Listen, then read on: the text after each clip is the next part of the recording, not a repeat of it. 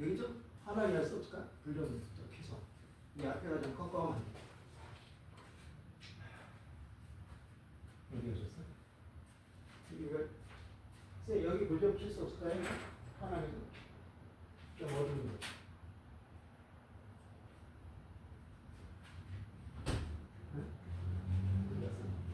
이쪽 확 어둡죠, 저희가. 일단 뭐 힘을 너무 얘기해서 자, 여기 안이 불 이렇게 해야지. 여기 어디 있을 텐데? 너무 어둡잖아. 딱 거기. 영상 촬영 안 하면 모르겠는데 촬영하니까 일단 멈춰놔야겠다.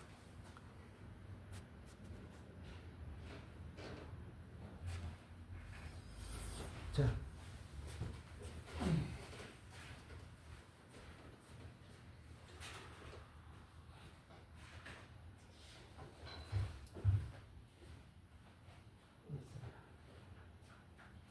마이크.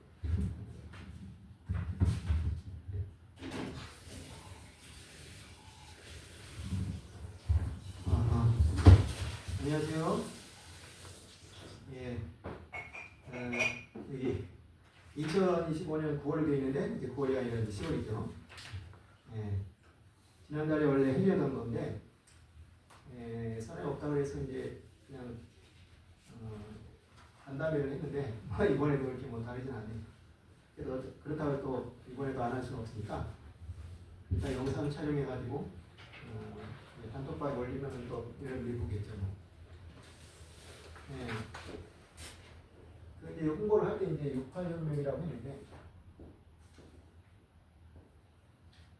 68혁명 다 아실 거예요. 68혁명이라는 게 이제 60년대 이제 그 세계적인 우리나라만 68혁명이었었죠. 그때 우리나라는 68혁명 할 정도로 뭐 선진국도 아니었고, 그게 아마 8.17 민주화운동에 비할 수 있다고 생각하는데, 8.17 민주화운동이라는 게 68혁명처럼 이렇게 질적으로 수준이 높은 민주화혁명은 아니었습니다. 그러니까 겨우 이제 민주주의, 형식적 민주주의를 갖추는 정도에 그쳤고, 68혁명은 이제 그 형식적 민주주의를 이제 훨씬 단계가 높은 민주주의를 이제 바꾸는 혁명이겠죠. 그 중에 이제 핵심적인 게 바로 이제 교육이거든요.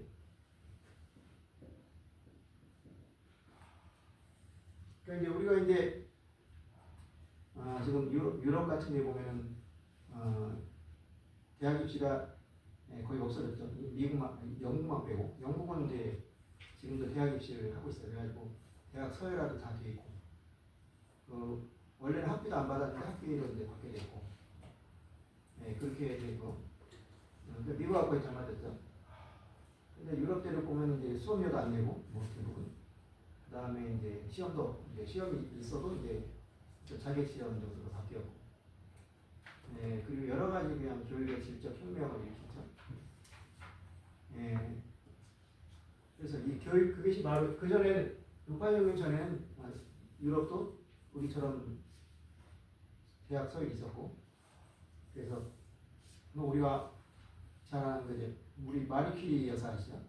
그 마리 퀴리 여사의 출신교가 솔본 대학인데 솔본 대학이 때만 이제 몇 번째 랭킹의 대학이었다 이렇게. 그러니까 우리처럼 똑같이 입시경쟁 치열하게 하고 있어요. 그러다가 68혁명에 있어서 이제 대학 입시가 혁신을 받겠죠.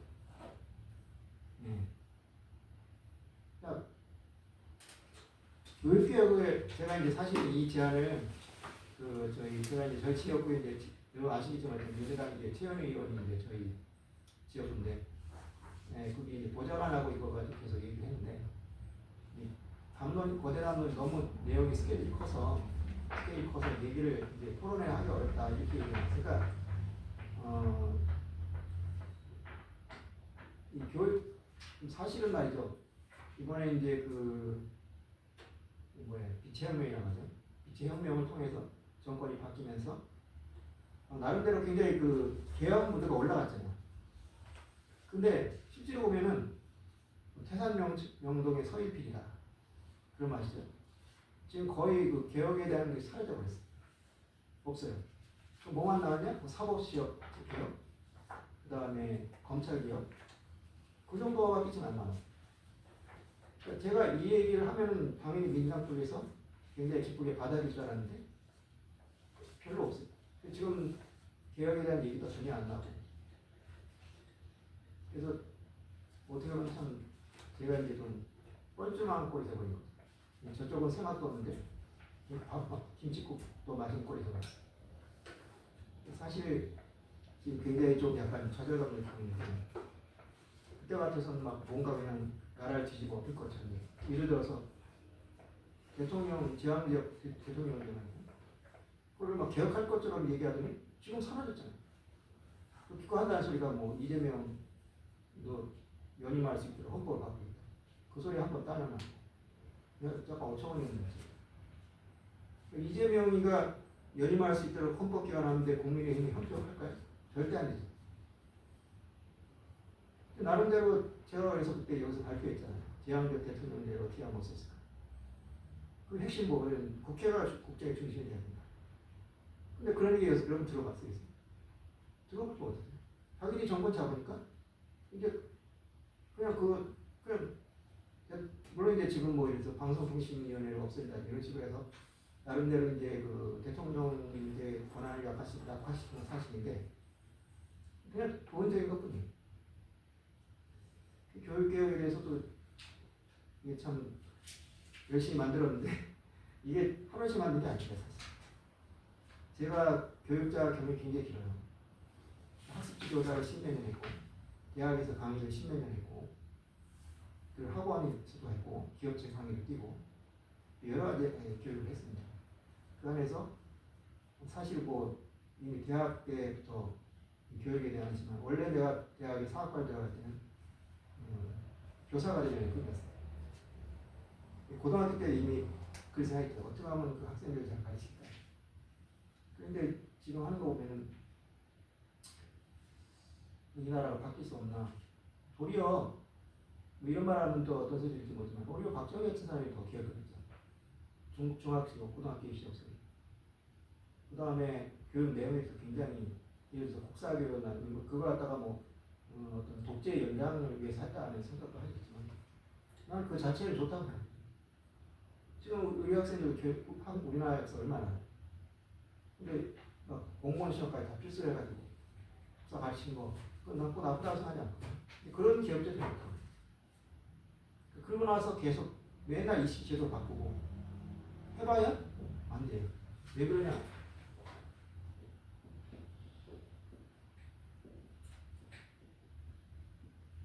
그림자 효과라는 게 있어요.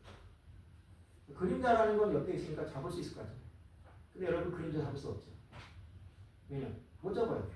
하면 도망가요. 근데 일단 뭐 입시 개혁을 하잖아요. 그럼 바로 사교육에 위해서 치고 나가고. 그렇잖아요. 옛날에 입시 사정관제도 세웠다. 이거 진짜 혁신이에요. 사실 내신도 마찬가지예요. 내신제를 하면은 입시에 대한 부담이 없겠다는데 이번에 내신 과외가 생기고 내신 사무이 생기고 그래서 이제 학과 공부에만 평가를 하는 게 아니라 해서 입학 사정관제를 해가지고 여러 종합평가를 했더니 또 거기에 맞는 과외 그런 식으로 이제 수시 전형을 넓히니까 또 수시 전형에 맞는 문제 그래가지고 오히려 수시 전형 같은 경우에는 부모의 학력, 이 재력이 굉장히 큰. 그러니까 제가 사실 대안학교에서 그걸 직접 담당을 했어요. 애들 스펙 관리 같은 거 하는데. 그러니까 우리 학교에 들어온 거 아니지만 해도 괜찮은 애들이었지. 우리 학교가 그때 한 달에 한 200에서 250일 거예요. 아이에게 한 달에 250씩 투자할 수 있는 집이 얼마나 있을까요? 그것도 애가 하나면 몰라. 두만 돼도 500이거든. 500이면 웬만한 집 생활비 다 나가요. 저도 옛날에 우리 큰애를 갖다가 대안학교에 보내려고 했어요. 기숙형. 전화를 했더니 그때는 좀 저렴했어요. 한 달에 100만 원 내라는데 내가 애가 하나면 보내겠어요. 100만 원 정도는 낼 수 있을 거예요. 근데 우리 애가 셋이에요. 그럼 누구는 하고 누구는 안 합니다. 그럴 싶잖아요. 근데 거기서 굉장히 비리 많이 받죠. 애들이 막 생기부를 쓰는데 정말 말도 안 되는 걸 쓰고 있는 거예요. 그리고 뭐 추천서 같은 것도 거의 저희가 써줘요. 그래가지고 아이가 이제 내는 거죠. 그런 거 할 수 있는 집은 괜찮지만 없는 집은 어떡해요? 그러니까 더 이 문제가 더 커집니다. 그러니까 아무리 그 부분적으로 개혁을 해도 소용이 없어요. 그러니까 유럽에서 6.8혁명을 통해서 입시를 확 바꿔오니까 아예 사회 전체가 바뀌어버렸어요. 그래서 나는 이번에 물 들어올 때 배된다고 이런 혁명적 분위기가 있었잖아요. 굉장히 막 나를 바꿔야겠다. 그래서 뭔가 좀 획기적인 개혁이 있을 거라고 생각해서 이거를 열심히 만들었어요. 그동안에 내가 많이 이게 저도 놀랐는데 제가 쓴 글을 계속 뒤졌어요. 이것 때문에. 근데 내가 이렇게 많은 글 썼구나. 한 십몇 년 전부터 교육에 대해서. 많이 썼더라고요. 그걸 정리하느냐고 한 달 걸렸어요. 그래서 지난달에 만든. 그 다음에 한 달 동안 제가 이거 안 했어요. 다른 거 봤어요. 근데 이게 왠지 다 그냥 헛된 수고였다는 생각이 들어서 아주 그냥 저기 하는데 어쨌든 우리가 이제 이 교육이라는 게 그러니까 제가 이제 2009년에 민주노동당 정책연구소에서 일을 했거든요. 그 전에 했던 교육에 대한 것을 그때 많이 정리를 했죠. 그래가지고 기본적으로 그 틀이 지금까지 유지가 되어 있어요. 이렇게 해야겠다. 네. 근데 그걸 이제 그동안 살과 이제 피를 막 섞어서 이제 나름대로 충실하게 또 그 다음에 내가 여러 가지 경험을 했으니까. 그러니까 이제 개혁안의 어떤 기반 뭐 여러 가지 제가 이제 여기 이제 앞에 그 레지메에 보면은 어떤 글을 썼냐 여기 들어간 거는 이제 빙산이거든요. 사실은 더 많은 글이 있는데 그 중에서 이제 교육과 관계된 글만 쓴 거죠. 뭐 하는 거죠. 목차만 해서 내용을 쓰는 이거 하나만 책 한 권씩 되기 때문에 여기 이제 첫 번째 나온 게 교육에 대한 신념인데 넌 성공해서 행복해질 거니 뭐 이런 거 여러 가지 나와 있죠. 그 페이지 보면 교수님이라 불러야 될까요? 대학 이게 이제 이번에 이진수 교육장관 후보가 뭐 10개 서울대 만들다 이거 하다가 이제 여러 가지 문제로 쫓겨났죠. 그리고 이제 지금 최교진인가 이름 까먹었네. 이 양반이 거꾸로 이 양반은 이제 그 전교조 출신에다가 교육과 출신. 그래서 이제 중고등부, 초등부, 중고등부는 괜찮은데 이 양반은 어디 대학을 몰라. 얘기하는 거 확실히 나오도 대학을 몰라. 근데 저는 이제 감히 잡아가건데 유치원 아이부터 대학생 어른까지 가르쳐서 이 문제에 대해서 전부 제 나름대로 소신을 갖고 있어요. 시간 강사를 하면서 느낀 점 이런 거 여러 가지를 이제 잘 담았죠.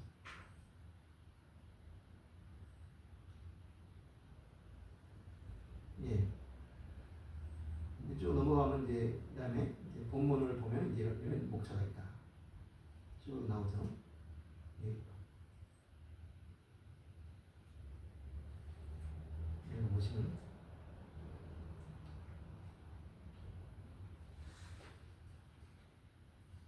이제 나중에 한번 보시면 좋겠어요. 뭐 자기소개 내용 나오는데 자기소개 보면 이제 유아교육부터 대학교육 그리고 사교육까지 공사교육을 다 돌아다니는 거예요.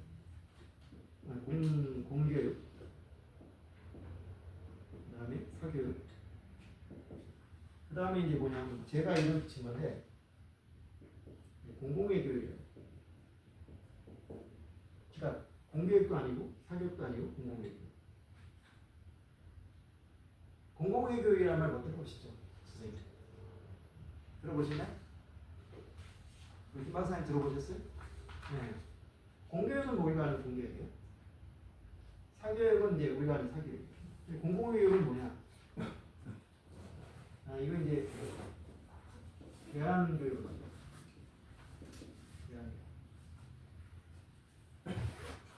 대한교육은 막연할 거예요. 저도 근데 저는 나름대로 이 대한교육에 대해서 공부를 많이 했거든요.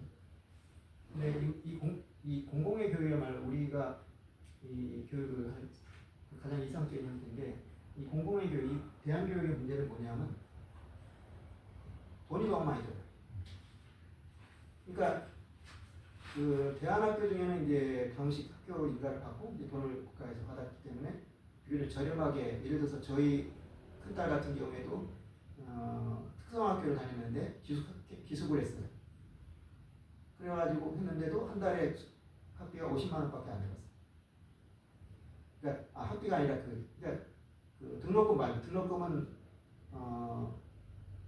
3개월에 50만 원인가 그랬고 한 달에 들어가는 비용이 50만 원. 근데 하루 세 끼 다 먹고 기숙사에서 쉬는데 50만 원 가지고 못 하겠죠. 그러니까 그게 이제 국고부조가 들어가기 때문에 한 것입니다. 근데 제가 다녔던 그 대안학교는 그게 없어요. 인가가 아니기 때문에 한 달에 250. 예. 그러니까 비싸요. 너무 비싸요. 그 다음에 그나마 많으면 모르겠는데 너무 적어요. 제가 10년 전에 조사한 바로는 우리나라에서 대안학교 다니는 학생의 수가 겨우 1만 명. 1만 명이면 지금 인구가 많이 줄었다고 해도 한 학년부터 30만 명은 있을 거예요. 그러면 12년으로 치면 360만이잖아요. 360만 중에서 1만 명이 솔직히 있으나 거의 뭐 아무 의미가 없어요. 네. 왜 그러냐면 비용이 많이 드니까 별로 없는 거예요, 숫자. 그리고 어떤 독지가나 창업자의 의지 때문에 만들어지는 거니까. 저는 이 점에 대해서 이제 좀 썼죠, 그걸. 뭐냐면 학부모가 만드는 대안학교. 그 이름을 내가 확실히 모르겠는데 공동 보육이라는 말 들어보셨어요? 공동 보육. 그러니까 뭐냐면 부모들이 어린이집을 세워가지고 거기다 이제 보육 원장을 세워가지고 교사를 채용해가지고 운영하는 어린이집이 있어요. 굉장히 잘 돼 있죠. 그리고 이제 그 사람들이 나갈 때는 이제 그 투자금을 일부를 이제 돌려주고 새로 들어오는 사람이 그러냐 이거. 그러면 학부모들이 집 세웠으니까 어떻게 했어요? 우리가 알고 있는 그 어린이집하고는 전혀 똑같은 사립 유치원 어린이집 같은 경우에는 별로 안 좋잖아요. 근데 이런 식으로 비용도 적게 들고. 근데 대안학교도 그럴 수 있다. 그런 얘기까지 내가 다 준비했었어요. 근데 이게 안 된다. 그런 얘기까지 담았어요. 그렇게 이제 굉장히 나름대로 나는 열심히 보시기 아시겠지만 참 다양하죠. 뭐 대학 강의도 하고 대안학교 교사도 하고 뭐 방과학교도 하고 학원 강사도 하고 책도 한 5권 썼는데 그중에 이제 이도 교육적인 나와 있죠. 컬럼도 여기 이 중에서 이제 컬럼 중에서 초등학교 의대반 10분이라는 한겨레 시는 건데 초등학교 애들한테 의대반을 만들어가지고 거기서 벌써 의대 교육을 시킵니다. 기가 막힌 노릇이죠. 아니 아무리 의대가 좋아도 초등학교 애들 의대반을 만들어요. 그 아이들에게 무한한 가능성이 있잖아요. 그 무한한 다 죽여버리고 자 의사가 되면 행복하냐. 일본에는 어떤 사람이냐면 의사를 하다가 요리사가 된 사람이 있어요. 우리 생각하면 상상이 안 가요. 아니 의사를 하다가 요리사를 됐냐. 요리사 하면 우리가 양쪽 있어요. 뭐 막 백종원 같이 는 스타 셰프 해가지고 그냥 막 진짜 어마어마하게 돈 잘 버는 그런 요리사도 있지만 기본적으로 이미지는 그게 아니잖아요. 그냥 뭐 어두운 주방에서 그냥 막 냄새 맡아가면서 일하는 그런 사람들 생각합니다. 저도 주제넘지만 식당을 했었거든요. 근데 저도 요리를 되게 좋아해요. 요리 잘은 못하죠. 그래서 재밌게 했는데 돈을 버는 거는 또 다르죠. 그러니까 우리가 생각하기에는 맛있게 요리를 해서 최대한 서비스를 했으면 손님들이 잘 올 줄 알았더니 그게 아니더라고요. 그런 이미지가 있는데 어떻게 의사 같은 거 좋은 직업을 버리고 요리사가 되느냐 할때 그래서 어떻게 물어보니까 난 지금 훨씬 행복하다. 의사 할 때. 그런 식의 생각이 필요하거든요, 사실. 근데 그걸 다 무시하고 그냥 줄을 세우는 거야. 뭐냐? 왜냐? 돈과 명예가 있으면, 돈과 자격지가 있으면 무조건 행복할 것이다. 그렇기 때문에 적석 필요 없다. 꿈 필요 없다. 그냥 점수 나오면 돼, 순서대로 서열을 세우면 된다. 그러니까 요새는 어떻게 됐냐? 서울대, 의대, 서울대 의대부터 지방 의대까지 다 채워진 다음에 그 다음에 서울대 공대가 채워진다. 이런 얘기입니다. 자, 그래서 우리나라가 행복해졌냐? 아시겠지만 OECD 국가 중에서 우리나라 자살률이 2위다. 작년이나 재작년 통계를 보니까 10만 명 중에 6명이다. 그리고 1년에 13,000명 정도가 자살합니다. 2위가 어디냐? 리투아니아가 그래요. 거기가 18명이에요. 상당히 낮죠. OECD 평균이 11명이에요. 얼마나 차이가 나요? 이런 현실을 전혀 생각하지 않는 거예요. 돈이 많아서 돈이 문제가 아니라는 거죠. 그러니까 1992년에 우리나라 자살률이 얼마인 줄 아세요? 8명이에요. 8명. 그리고 전체적으로 3,300명이에요.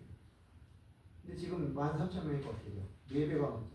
인구가 늘었기 때문에 더 늘은 것도 있지만 그 당시에 소득이 1만 달러예요. 안 됐어요. 지금 4만 달러예요. 4만 달러예요. 환율 때문에 그렇지. 근데 왜 돈이 이렇게 늘어나는데 우리는 불행할까? 이런 생각이 전혀 없는 거예요. 네. 그러니까 여기서 생각하시는 게 뭐냐면 인간이 어떤 텔레비전 방송에서 있어요. 강사 나와가지고 여러분들 자녀가 어떻게 되길 바랍니까? 하니까 부모들이 공부 잘했으면 좋겠다. 좋은 대학 갔으면 좋겠다. 뭐 좋은 돈 많이 버는 직업 없겠다. 그래 떠들었어요. 한마디 얘기하면 이거 아닙니까? 여러분들의 자녀가 행복하길 바라는 거 아닙니까? 아무 말 못합니다. 근데 그렇게 해서 과연 행복할까요? 그러니까 아무 말도 못합니다. 이런 사람이 교육을 사는 것은 물론 행복만이 전부는 아니겠지만 자식을 사랑하는 사람들 입장에서 보면 자식이 의대 가는 게 목적이 아니라 자식이 서울대 가는 게 목적이 아니라 원하는 게 아니라 그 아이가 행복하게 살길 바라는 거 아니에요? 그런데 시험 때문에 자살에 떨어져 죽고 그것이 과연 부모들이 바라는 행복이냐. 그런데도 맹목적으로 생각해. 돈이 많으면 행복은 저절로 따라올 거다. 실질은 아닙니다. 그러니까 우리나라 행복지수가 OECD 국가에서 꼴찌는 않을 테예요. 근데 거의 꼴찌 수준이에요. 왜 우리 지금보다 훨씬 못 살던 시대보다 더 불행하냐. 이런 생각을 못 하는 거예요. 근데 계속 그렇게 지금 생각하고 있어요. 교육도 그러니까 그렇게 되고 있어요. 그러면서 맨날 입시만 탓하고 아니면 정부만 탓해요. 물론 정부 탓이죠. 근데 그런 거를 일깨워줄 수 필요가 있는데 이제 이거는 이제 제가 이제 여기 또 양해모 선생님께 조금 넘어가면요 있는데 지금 이 아이가 우리 큰애하고 같은 36살 먹은 제자가 있어요. 한국예술종합학교든 한국무용과예요. 그 아이하고 쓴 편지들을 내가 좀 올려놨거든요. 그러니까 내가 그 아이에게 이제 멘토링을 했어. 그것 때문에 자기는 굉장히 힘을 얻었다. 그런 식의 어떤 교육이 아니고 맨날 영어 가르치고 쌍마 가르치는 거. 그렇게 해서 아이들 점수를 완전히 메말라 놓고 그래서 그게 이제 삐딱 잘못하면 그냥 자살을 하거나 아니면 거꾸로 엄청난 흉악한 겁니다. 예를 들어서 의대생이 있어요. 지난번에 사건 났는데 의대생이 있는데 그 친구가 뭐 학력고사 아니면 수능시험 수험인가 그랬어요. 근데 자기 여자친구를 옥상에 불러다가 죽여버렸어요. 왜 그런가 했더니 이 사람은 한 번도 좌절을 느껴본 적이 없어요. 수능을 수석했다면 얼마나 그 주변으로부터 하나님처럼 떠갔던 말이었어요. 근데 막상 연애를 시작했는데 연애는 수능 시험이 해주는 게 아니잖아요. 지식이 해주는 게. 근데 자기가 언제 배웠나요? 연애할 때 이런 거 해야 된다. 이런 거 배웠나요? 안 배웠잖아요. 그러니까 당연히 이제 근데 이 사람이 별 볼일 없는 것 같으면 상대가 무시를 해도 그래 난 별 볼일 없는 건 할 수 없어. 그렇지만 여태까지 나를 본 사람이 다 떠받들어줬어. 근데 이 여자가 안 그런 거야. 네 년이 감히 나한테 이럴 수가 있어? 분노를 조절 못하니까 죽여버린다. 이런 식의 일이 벌어집니다. 그러니까 자살해 죽거나 그런 범죄를 저지르거나 그럼 왜 이러는 거예요? 그러니까 옛날에 비하면 세계적 범죄는 많이 줄었어요. 뭐 강도, 절도 뭐 이런 식의 범죄 많이 줄었죠. 그런데 그런 식의 흉악한 범죄, 뭐 난 이해가 안 가는 게 지나가는 여자를 왜 돌려차기를 해서 때려. 난 진짜 어이가 없어가지고 그런 식의 부찌하면 내가 왜 이러느냐 이런 생각을 하는 거예요. 그러니까 그 아이들의 마음이 얼마나 안 썩어져 있습니다. 네? 그런 식의. 그리고 이제 전혀 지금 아무도 얘기를 하잖아요. 그러니까 얘기를 하는데 고치 생각을 안 하는 거예요. 그러면서 뭐 현실이 그러니까 어쩔 수 없다. 그리고 현실에 타협을 해버려요. 그럼 세상에 어디 있어? 여기 7쪽을 한번 보실래요? 7쪽에 보시면은 맨 밑에 보면요. 교육에 대한 중요성을 지나는 적용합니다. 학생이 공부하지 않으면 한 학생의 미래가 어두워지지만 학생이 공부를 하지 않으면 선생님이 공부하지 않으면 많은 학생의 미래가 어두워집니다. 학생이 잘못된 말을 하면 한 학생이 잘못되지만 삶이 잘못되지만 선생님이 잘못된 행동과 말을 하면 많은 학생의 삶이 잘못됩니다. 학생이 꿈을 갖지 못하면 한 학생이 방황이 되지만 선생님이 꿈을 갖지 못하면 많은 학생들이 방황이 됩니다. 무겁게 생각하십시오. 선생님이 된다는 의미는 학생은 선생님이 현재를 책임지만 선생님은 학생들의 미래를 책임지는 사람입니다. 제가 이거 한 10년 전인가 15년 전에 개발했는데 생각해냅니다. 이걸 어디서 착상한 줄 아세요? 그 무명의 병사라고 하는 시 아세요? 전쟁을 승리에 이끄는 장군이었지만 전투를 승리에 이끄는 무명의 용사다. 거기서 제가 힌트를 얻은 거예요. 네. 우리 교사들이 제대로 안 하니까, 그러니까 교육 전체도 중요하지만 교사들 자체도 중요한 거예요. 네. 네, 그러니까 이제 나중에 이게 나올 거예요. 교사 양성도 엉망이라고. 나는 정말 이러면 안 된다는 생각이 들거든요. 교사를 오로지 지능만 가지고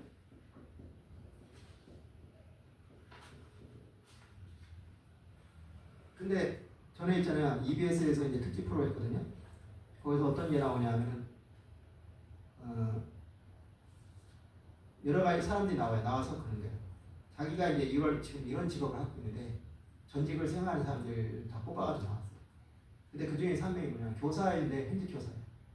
우리 생각하면 야 교사 좋다. 그런데 그 사람은 아니에요. 자기는 교사를 하고 싶지 않다. 근데 그게 요새처럼 무슨 뭐 교권이 상실되는 게 아니라요. 자기는 사람을 다루는 직업을 일을 못하는데 교사가 알고 봤더니 사람을 다루는 일이더라. 그게 너무 피곤한 거예요. 근데 우리는 그런 사람들을 교사시켜요. 그러니까 책상머리에 앉아서 공부만 열심히 하던 애들. 그래가지고 머리만 좋지 인간의 마음도 모르고 감정도 모르는 어떻게 보면 교사하기 어려운 그런 사람들이 자기 지능이 좋다는 이유로 교사를 하고 있어요. 네. 그것도 잘못된 거예요. 자, 이제 페이지를 활짝 넘어서요. 이 뒤에 나온 내용들은 바로 내가 어떤 식으로 교육에 대해 생각하고 있는가를 쭉 이제 소개한 겁니다. 네. 나중에 한번 읽어보시면 좋을 것 같아요. 15쪽으로 넘어가겠습니다.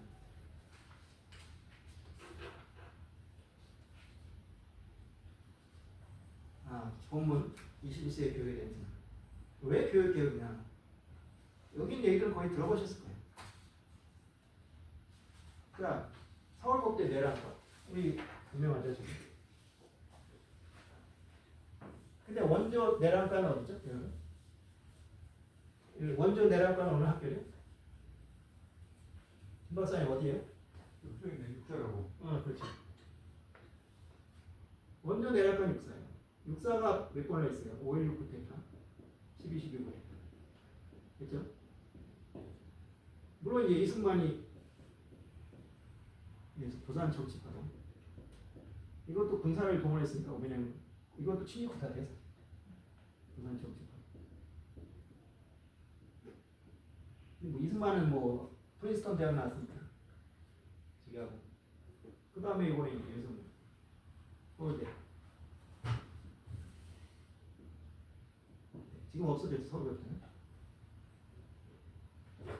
자, 이 사람들하고 이 사람들 공통점이 뭐예요? 지금 육사가 옛날만큼은 좋을지 모르죠. 옛날에 가난한 시절에 육사에도 엄청난 애들이 들어왔어요. 돈은 없는데 공부를 하고 머리는 좋은 아이들. 그런 아이들 가서 뭐 먹여주고 재워주고 뭐 돈까지 준단다. 그러니까 육사 많이 가요. 육사뿐이 아니라 그런 학교도 있죠. 뭐 옛날에 뭐 철도고등학교라고 있죠. 여기도 옛날에 그렇게 우사 가난한 애들 많이 갔다. 거기 가면 이제 먹여주고 재워주고 하니까.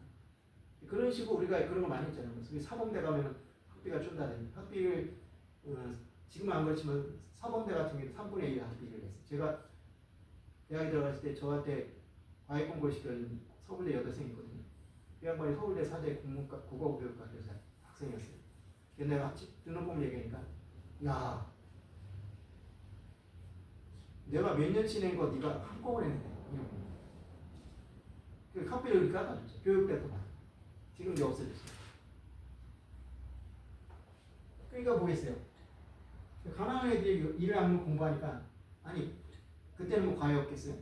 가난한 애들이 육사나 서울대 법대는 좀 낫겠지 보다는 들어가기 위해서 근데 서울법대는 너무 어렵잖아요.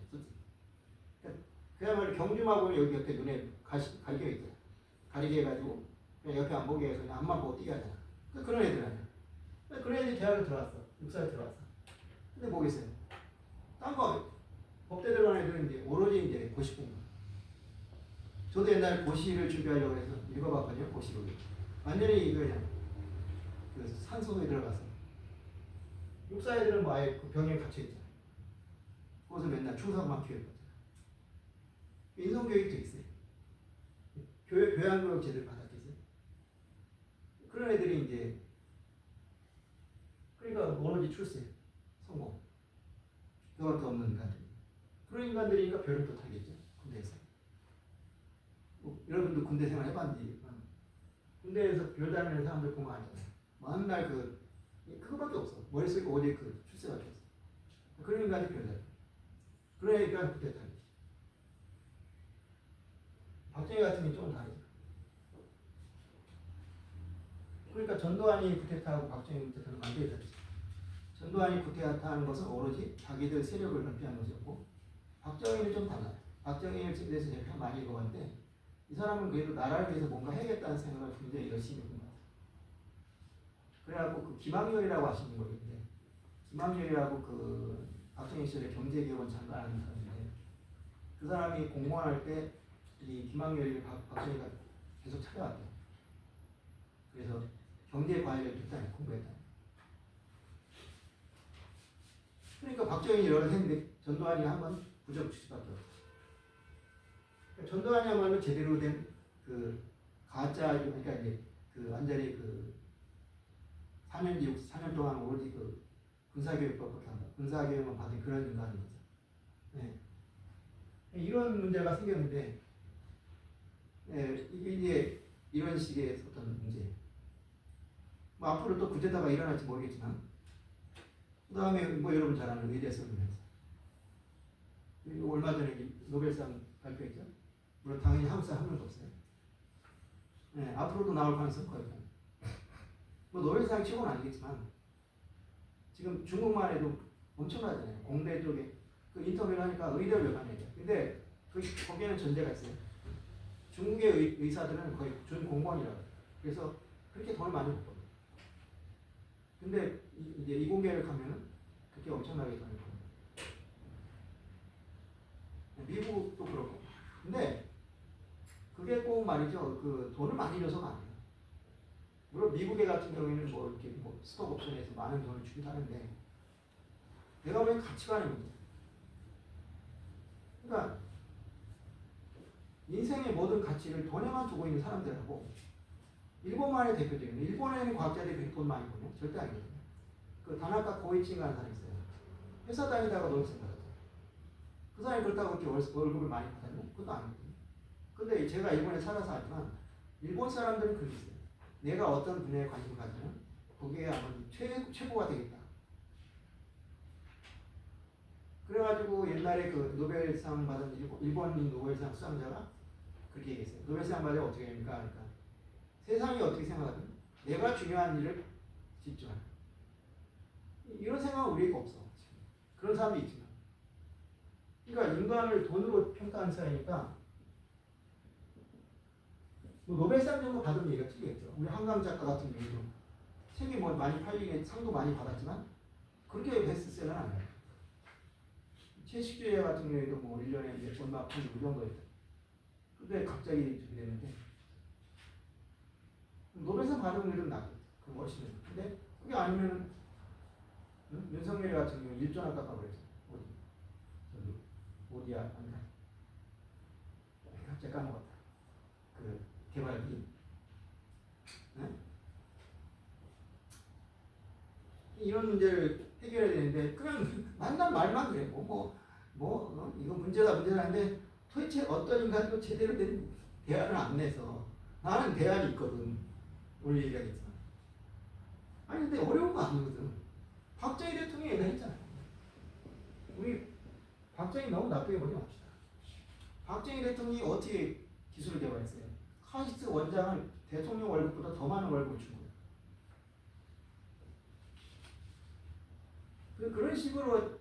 그런 식으로 과학 인재, 외국인 인재들이 끌어들인 거야.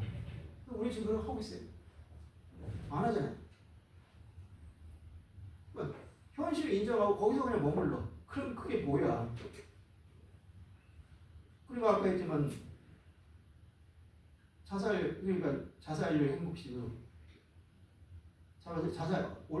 높아야 될 건 낮고 낮아야 될 건 높아. 자살률은 이고 행복지수는 낮아요. 인간이 왜 사는 얘기예요? 네? 돈 많이 벌게 사는 건 아니잖아요. 출세하게 사는 건 아니잖아요. 뭐야? 행복하게 사는 거 아니에요? 아니 행복하게 사는 건지 모르겠지만 행복이 목표잖아요. 근데 이모냐고 산다면 왜 1만 달러 때는 800명 아니 3,000명 죽었는데 왜 4만 달러 되니까 13,000명이나 죽냐? 자살하냐? 이런 근본적인 문제 그러니까 돈이 아닌데 자꾸만 뭐 대책을 하면 뭐 일자리를 만들자 무슨 뭘 어떻게 하자 청년 실업을 줄이자 좋아요. 근데 그 나쁜 거 아니야. 근데 그거 한다고 될까? 그런 문제에 대해서 왜 근본적인 질문 안 해? 더 하실 말씀 많이 있으니까 조금 10분 정도? 네? 더 10분 정도 더 말씀 해가지고 종합을 하시면 좋을 것 같은데. 아니 할 얘기가 좀 많은데. 너무 시간이. 이것도 여기 가서 읽으면 되니까. 그 학력 절차도 극단화되고 엘리트주의적 교육 가져오는 문제, 날로 치솟는 사회적 문제, 친환경, 친개혁적 환경 이런 거. 이게 이제 마지막에 시대가 가져온 친개혁적 환경 있는데 지금 다 날려버렸어요. 검찰 개혁만 열심히 하고 있어요. 검찰 개혁 필요해요. 근데 검찰 개혁 말고는 없어.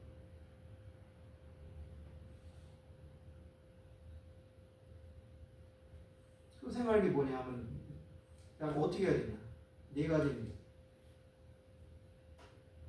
자, 그러니까 능력 중심의 교육에서 행복이라는 본질을 찾잖아요. 능력이 행복이라는 생각을 잘못했다. 그 다음에 과도한 경쟁주의. 그러니까 경쟁이 수단이 되어야 한다. 목적이 돼서는 안 된다. 본질을 훼손하거든요. 그 다음에 아직도 대중화가 안 돼 있어. 교육이 현실하고 전혀 관계없는 것만 가르쳐. 그 다음에 아까 얘기한 미래에 대한 교육이 없어. 이 나라의 미래가 어떻게 되냐. 우리가 경제개발 박 대통령 때 성공한 거 역시 바로 카이스트를 통해서 아니면 이공계인정 심지어 무슨 금호공고 이런 막 이공계들은 부작의 의외도 있죠. 나는 그때 굉장히 싫었지만 지인자가 이공계만 인간이야 이렇게 생각했어요. 그런 식의 정도로 과도할 정도로 이공계인들을 키워줬다. 근데 지금 어떻게 돼요? 그래서 이번 학교에서 구체적으로 뭘 해야 되느냐? 심화. 그러니까 여기 이제 제가 여러 가지로 제 마음대로 용어를 만들었어요.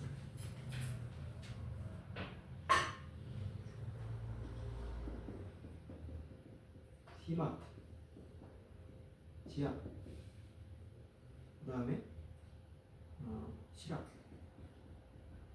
이 세 가지. 심막, 지압, 시락.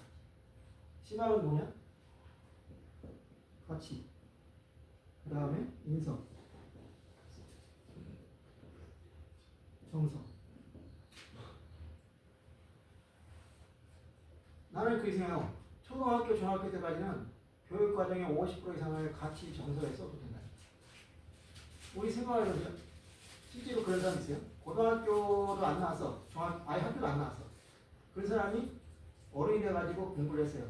근데 1년 만에 초, 중, 고 검정고시 다 합격했어요.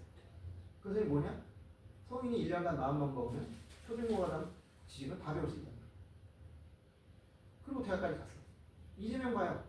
중고등학교 안 나왔지만 1년인가 2년 만에 중앙대 간 게 실력이 없어 중앙대 간 게 아니에요. 돈 때문에 간 거. 충분히 가능하다. 그러니까 지식교육 많이 안 시켜도 된다. 그 기간에 잘 정서교육, 가치교육을 시키라 이거야. 그 다음에 지압은 뭐냐면 이건 이제 우리가 생각하는 지식이죠. 지식인데 그러니까 지금 지식이 어떻게 되냐면 시험 위주의 지식이에요. 시험 위주로 가르치니까 제대로 안 가. 여러분들 시험 공부 끝나고 나면 거 다 왜 까먹잖아요. 그죠? 그러니까 미국에 가니까 우리나라 학생들이 2, 2학년 때는 잘하는데 3, 4학년 되니까 뒤떨어지더라. 왜냐? 제대로 된 원리를 배우지가 없으니까. 그래서 처음에 문제풀이를 했으니까 문제풀이 잘해서 2학년 때 잘하는데 3, 4학년 되니까 뒤떨어지더라. 그리고 나중에 결국 노벨상 같은 거 못 받는 거야. 발명 같은 거 못한다. 네. 그냥 딸딸 외워가지고 문제풀이만 했습니다. 그러니까 실제로 지금 뭐냐면 이렇게 사교육을 많이 하는데도 영포자, 수포자, 영포자, 아니죠. 수학폭이자, 영어폭이자. 엄청나게 확률적 차이나. 그러니까 우리가 제일 집중적으로 하는 지식의 교육조차도 굉장히 지금 시력이 뒤떨어져 가고 있어요. 아니 그렇게 가르쳤는데 왜? 왜냐 문제풀이만 하니까. 그 다음에 이제 그러니까 편중된 시험 지식에 대한 이게 편중이 되고 있다. 그걸 정상화해야 됩니다. 그 다음에 취업과 삶에 대한 실용적 지식 교육 확대가 시간이 없어요. 지금 나 어떤지 모르겠는데 우리 애들 학교 다닐 때도 컴퓨터 교육 학교에서 안 시켰어요. 아니 어떻게 컴퓨터 교육을 안 시켜요? 근데 그게 왜 그러냐? 그 수밖에 없어요. 초중고에서 특히 중고등학교에서 과목 하나 바꾸는 것은 그냥 그 과목을 바꾸는 끝난 게 아니에요. 학교, 대학의 전공이 왔다 갔다 해요. 그러니까 인기 없는 학과 이런 교직 과목이 있느냐에 따라서 그 학과의 정패가 나타납니다. 그것 때문에 그렇게 못해요. 참 기가 막히죠. 그러니까 컴퓨터 따로 배워야 돼. 모두 따로 배워야 돼. 그리고 살면서 얼마나 필요한 게 많아요. 그래서 뭐 가정. 우리가 가정을 어떻게 꾸려야 되냐. 결혼을 어떻게 하면 좋으냐. 이런 거 그리고 법률 지식도 없잖아요. 법률 지식은 어떻게 해요. 그리고 생활 경제 같은 거. 이런 거 배워둬야 되잖아요. 근데 안 가르쳐. 그러니까 이혼율이 높아지고 경제 생활에 엉망이 되고 남녀 간에 말이지 맨날 뭐 스토커 문제 뭐 이런 문제들이 계속 터지고 있잖아요. 그거 안 시키니까 그거 어디서 배우냐 이거. 그리고 이제 총체적으로 뭐냐면 공교육의 부실. 웃기는 거예요. 옛날의 교사들보다 지금 교사들이 지능이 훨씬 높거든요. 우리 학교 다닐 때 교사들 학력 뻔해요. 공부 아주 못하는 사람 못 들어오죠. 그랬지만 최고 엘리트는 아니었어. 그 사람들 그 교사 다 때려치고 나가. 왜? 민간 기업 가면 훨씬 많이 돈이니까. 근데 지금은 안 그래요. 누가 웬만하면 교사 때리지 않아. 자, 근데 아니 그렇게 우수한 교사들인데 왜 공교육이 부실했을까? 어떻게 생각하세요? 공교육이 부실일 수밖에 없죠. 유토리 교육이라는 거 들어가 있는 거예요. 유토리라고 해가지고 우리나라 공교육을 어떻게 만드냐면 일본하고 똑같아. 일본도 그래서 이제 망하게 됐는데 아이들한테 여유를 갖고 살게 해주자 그래서 수업 시간을 계속 줄인 거야. 그 토요일도 이제 수업시 빼고. 근데 중요한 거는 그렇게 수업을 빼면은 시험도 쉽게 내고 그래야 되는데 시험 똑같이 내. 그럼 이거 어떻게 하는 거야? 결국 사교육에 의존할 수밖에 없어. 그러니까 누구한테만 유토리가 생겼냐? 교사, 교직원들만 유토리가 생겨요. 그러니까 이 학교의 시수가 계속 줄고 시수가 줄니까 당연히 수업이 제대로 이루어질 수가 없어요. 제대로 설명할 수가 없어. 거기다 그것마저도 막 이건 이유 저를 막 빼먹어. 뭐 재량 휴일이가 뭐다 어쩌고 뭐 효도가 어쩌고 개소리 하면서. 그래가지고 요새는 뭐냐면 교사들은 왜 장기휴가를 못 가느냐? 방학 때 하라 그러니까 왜 방학 때 해야 되냐? 끝나고 싶어요. 방학 없으니까. 내가 이거 얘기하겠지만 얘기 뭐 길게 하지 말라니까 했지만 방학 없애야 돼요. 왜 방학이 왜 필요해? 방학이라는 게 학생들 간의 격차 얼마나 높은 줄 아세요?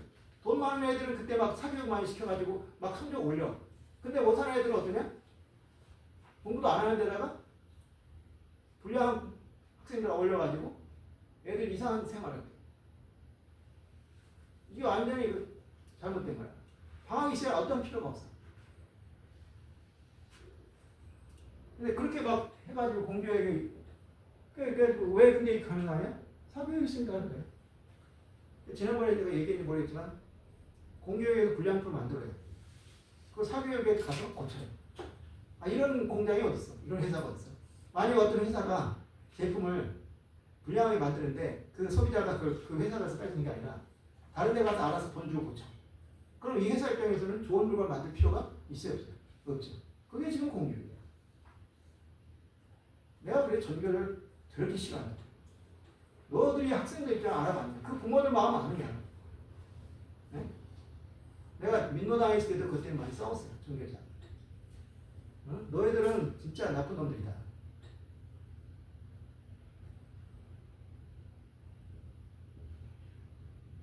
그러니까 제가 생각하는 게 뭐냐면 옛날에 고려시대 때요.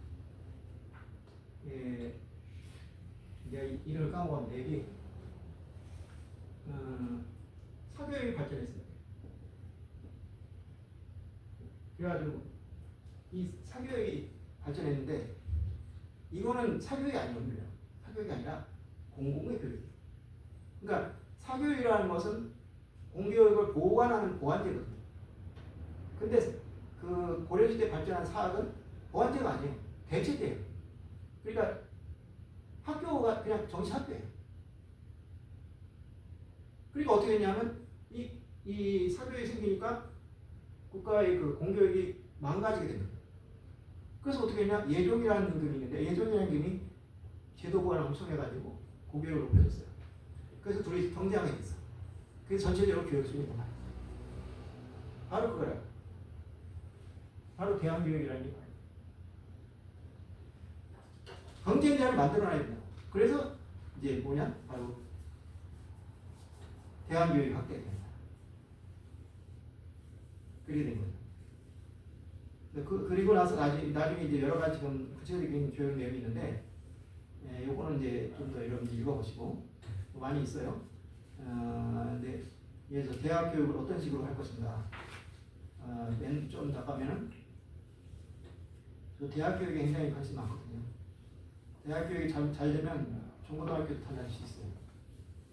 여기 뭐냐, 몇 페이지를 보시냐면, 18조를 한번 보세요. 거의 끝인데, 18절 밑에 보면은 도표가 나와 있죠. 제가 이 도표를 정말 오랫동안 연구해가지고 만든 겁니다. 그러니까 1학년 그 도표에 보면 이제 밑에 써 있죠. 1학년 때는 기초와 교양을 중심으로 하고 2, 3학년 때는 전공 중심과 직업 교육. 그리고 4학년 때는 어떻게 하냐? 이게 중요한 거예요. 전공하고 직업을 택하라. 그러니까 4학년이면 있잖아요. 나 전공 안 하겠다. 필요 없다. 그런 학생들 아예 직업 교육을 더 돌려보내. 그리고 나는 전공하겠다. 그런 사람들은 전공을 시켜줘. 그 대신에 어떻게 하냐? 대학원이나 석박사 과정을 강화시켜요. 그러니까 내가 정말 이 전공을 최선으로 다하겠다. 그러면 대학원에서 할 수 있도록 하는 거죠. 근데 대부분 전공 안 하잖아요. 나가서 딴짓 하잖아요. 근데 왜 전공을 이렇게 많이 배워야 돼요? 그 생각을 한 거예요. 그러면 그 대신에 직업교육 많이 해요. 대학에서. 그러면 지금 대학교 사교육비도 엄청 나거든요. 학생들이 스펙 쌓으려고 막 공부 돈 엄청 쳐다보잖아요. 그걸 왜 사교육을 시키냐? 그러니까 아까 얘기했지만 공교육을 충실하고 그 다음에 대학교육을 확대시켜서 매기효과를 가져요. 매기효과 아시죠? 물고기를 장거리 운송하는데 그냥 가니까 많이 죽더라. 근데 매기를 넣으니까 매기 때문에 도망다니다가 살았다. 그래서 많이 살더라.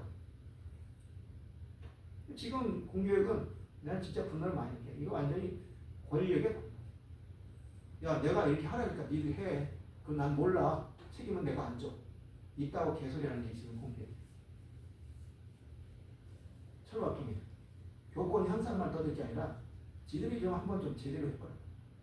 근데 그런 거 한다면 막 난리 나잖아.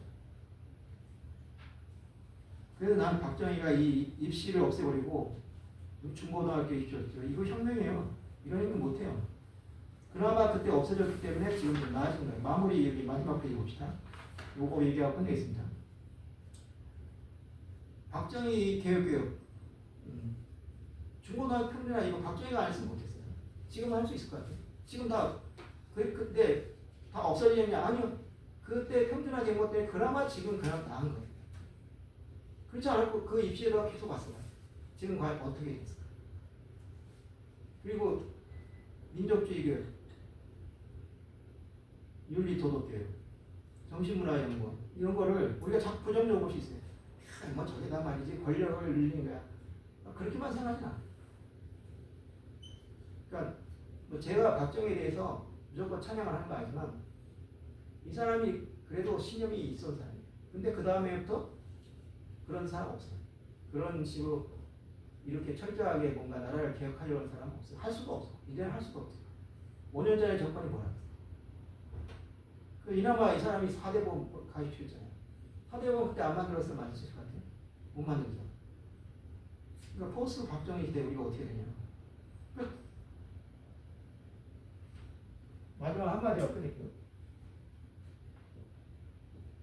영국에는 왕이 있어요. 프랑스에는 왕이 없어요. 왜 차이? 왜 차이가 날까? 자, 봐요. 영국에는 입시가 있어요. 프랑스에는 입시가 사실상 없었죠. 물론 이제 그라운 대권이. 지금 그래서 마카로니가 자기가 나온 그 행정학교를 없애버렸잖아요. ENA인가. 근데 그것만 없으면 뭐예요? 근데 그래도 이제 사실 없어졌죠. 왜 이 차이가 나느냐? 이 차이가 그래요. 영국 왕이 프랑스 왕이 너무 센 거예요. 그러니까 이 왕을 놔두고는 이 나라를 바꿀 수가 없는 거야. 그래서 결국 모가지를 쳐버렸어요. 영국도 모가지 쳤지만 그래도 남았잖아요. 왕이 알아서 긴 거야. 아 내가 이러면 안 되겠구나. 근데 프랑스는 안 되는 거예요. 그래서 왕을 죽이고 그러니까 입시도 마찬가지야. 여기 귀족 사회니까 입시가 남았는데 귀족 사회가 아니니까 평등화 만들었습니다. 그게 무슨 소리냐? 우리나라 교육은 영국식으로 해서 안 돼. 팩도 팩. 프랑스식으로 혁명해야 돼. 근데 지금 그 사고방식이 뭐냐? 그냥 그 보좌관 얘기한 것처럼 그냥 무슨 뭐 제도교육 하나 가지고 그냥 1년 내내 공부 안 하고 그따구짓만 하고 있는 거예요. 이래가지고 나라가 기억이 똑바로 있어요. 네. 그래서 제가 이걸 여러분이 보시면 아시면 엄청나게 과격하거든요. 근데 이런 과계가 그러니까 제일 핵심 뭐냐? 바로 입시를 폐지시켜야 돼. 프랑스는 폐지시켜야 돼. 그래가지고 박정희 했던 것처럼 대학 평준화 해. 뭐 구체적인 얘기는 안 했어요. 이러니까. 그런 식의 어떤 폭탄의 도치가 없는 대학교 교육은 절대로 안 바뀐다. 그 이 사회는 절대로 안 바뀐다. 네, 그거 하나만 알아주셔도 좋을 것 같습니다. 네, 이상입니다. 네, 감사합니다. 고맙습니다. 뭐 질문하실 분 질문하세요. 많이 질문들 해주셨습니다. 다 안 발표를 해가지고 그래도 핵심적인 건 다 했어요. 선생님 질문하실 거 있습니까? 이제 집에 제가 저 심층적으로 읽는 걸로 했으면 좋겠습니다. 대단히 감사합니다. 오랫동안 많은 말씀을. 네, 진짜 제가 적어도 20년 이상 이 문제를 고민해가지고 고맙습니다. 예, 진짜 뭐 늘 고민이 뭐냐면 사회가 먼저냐 교육이 먼저냐. 그러니까 사회가 바뀌어야지 되냐 먼저 바뀌느냐 교육이 먼저 바뀌느냐 이게 자기 먼저 자기인데 사회 바꾸기 쉽지 않잖아요. 그죠? 그러니까 교육을 먼저 바뀐다. 대신에 5년 10년이 아니라 50년 100년을 놓고 바꿔야 되는데 그 처음 시작은 혁명하나처럼 뭐가 입시부터 먼저 팍 잘라버려요. 그럼 그 다음에는 남이 조절됩니다. 그게 생각입니다.